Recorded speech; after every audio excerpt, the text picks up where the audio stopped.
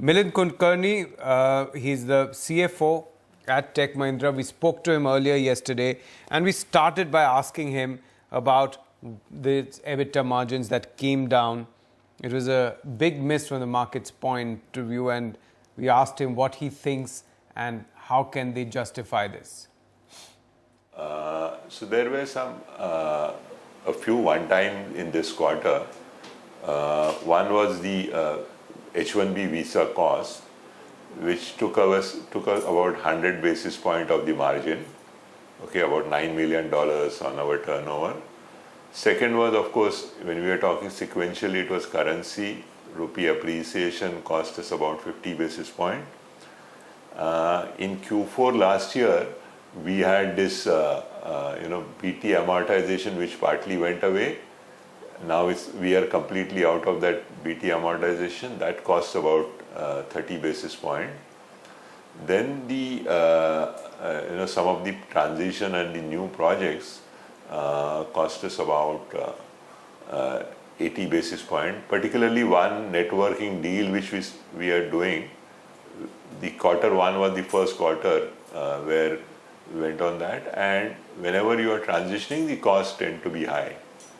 And so that's what. So these are the broadly, and a lower utilization because we recruited in anticipation of growth.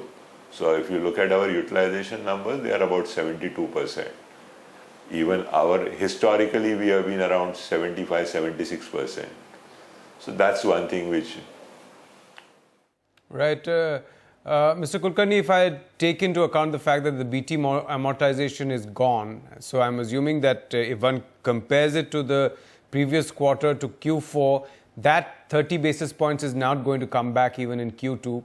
But this transition cost, you talked about the transition cost, new orders, there is a transition cost, there is more on-site. That has cost you about 80 basis points this time. Also lower utilization. Are you likely to come out of this in the next 2 quarters, or should analysts, should investors factor in a lower margin going ahead as well? Yeah, I think, as I mentioned to you, some of those are one-times, whether it's visa, whether it's, transitioning losses. Utilization, as I mentioned to you, our average utilization in the past has been around 76. This quarter it was 72. So we should see some of these are one time. So that's what really. Mr. Kulkarni, the commentary that we've been hearing from the management of Tech Mahindra management is that the top management is more focused on growth. Immediate thing is growth, margins less. So is that going to continue, that trade-off? Lower margins but higher top-line growth? No, so pricing pressure has not been there. Pricing has been reasonably stable. Basically, it's whatever 3.6% growth that we have seen in this quarter is driven by the volume. Okay, so constant currency, if I remove the impact of BT amortization, the growth has been 4%. Okay, sequentially, of that about 0.7% came from the cross currency. Okay, so but pricing has been stable, fairly stable. No. Right, stable pricing, and that's what specifically about growth. Now, you did mention that you have done a higher level of hiring this time, anticipating growth, anticipating more orders. But the utilization is still a cause for worry for investors, 72%. So why would you compromise on the utilization, which was already low? See, we have also seen a volume growth of about, if you look at 4 quarters, we've seen also a volume growth of about 18%. So sometime this quarter, we want to be in a scenario where we are able to cater to growth and not look for people when there are, opportunities.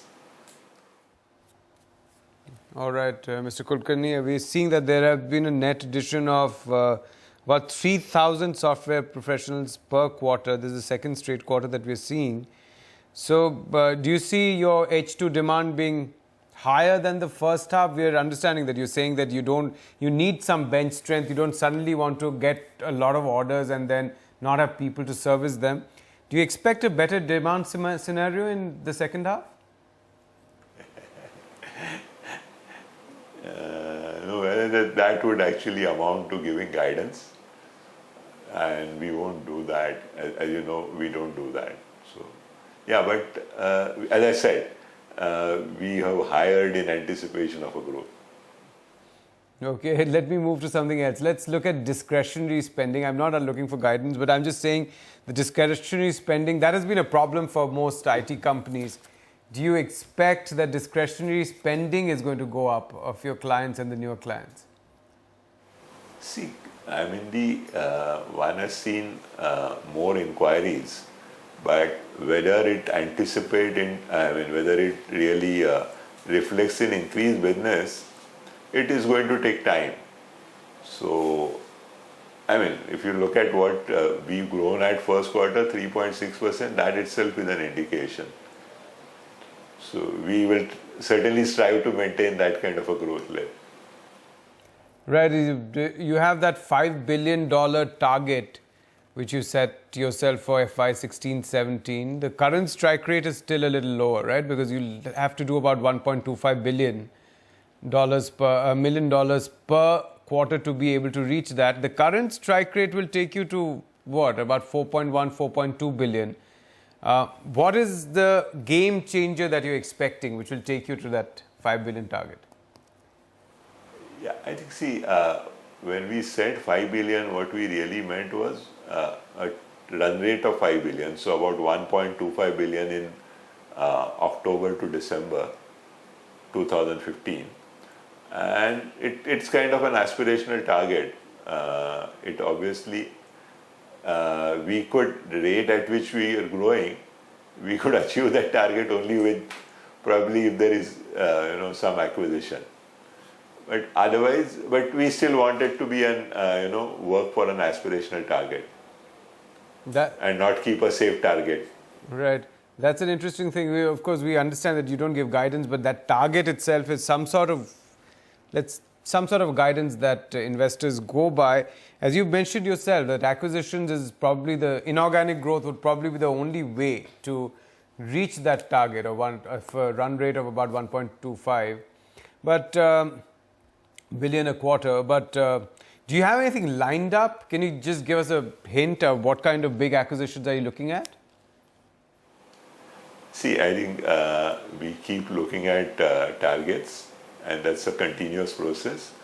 I don't think we are going to do an acquisition just to meet a 5 billion target. So while we have kept a target of 5 billion or 1.25 billion run rate, my M&A team, which is led by our deputy CFO, doesn't have a target of, he must acquire so many companies or so on.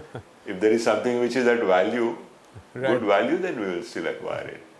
Right. Okay, Mr. Kulkarni, let me come to the India business, and that's our final question. India business, your peers have seen significant growth, the big cap peers that you have in the India business. And what is your outlook here? I mean, it's just about 2 months, and that impact will take its own time, in terms of customer business. We haven't really seen any growth in our India business. All right, Mr. Kulkarni, thank you so much for joining us. Pleasure having you on this show.